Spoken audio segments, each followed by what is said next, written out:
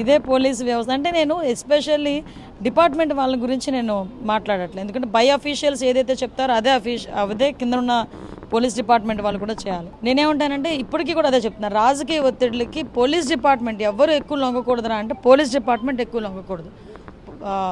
So అది last 5 yearsలో కూడా వాళ్ళు చాలా ప్రెజర్ పెట్టారన్నా వాట్ ఎవర్ ఇట్ మేబీ ఏం చేసినా మమ్మల్ని అయితే చాలా ఇబ్బంది పెట్టారు. ఎస్పెషల్లీ నన్ను అయితే నా మీద 23 కేసులు ఉన్నాయి.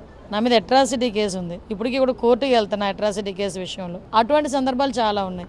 ఒక్కొక్కసారి ముసుగేసుకొని తిరిగా, ఒక్కొక్కసారి స్కూటీ మీద వెళ్ళా, బస్ మీద వెళ్ళా. కానీ అనుకున్నట్టుగా ఆ రోజు ఆ యాజిటేషన్స్ చేయడానికి మేము వెళ్ళడం జరిగింది. కానీ ఈరోజు అదే పోలీసులు ఈరోజు నాకు ప్రొటెక్షన్గా ఉండటమే కాకుండా నన్ను గౌరవంగా తీసుకెళ్తున్నారు. ఇదంతా సాధ్యపడుతుందంటే అది చంద్రబాబు నాయుడు గారి దయ ఈరోజు. ఎందుకంటే చంద్రబాబు నాయుడు గారు నన్ను ఈ హోమ్ డిపార్ట్మెంట్కి నన్ను అలాట్ చేయటమే నాకు వచ్చిన పెద్ద responsibility, at the same time పెద్ద గిఫ్ట్ కూడా.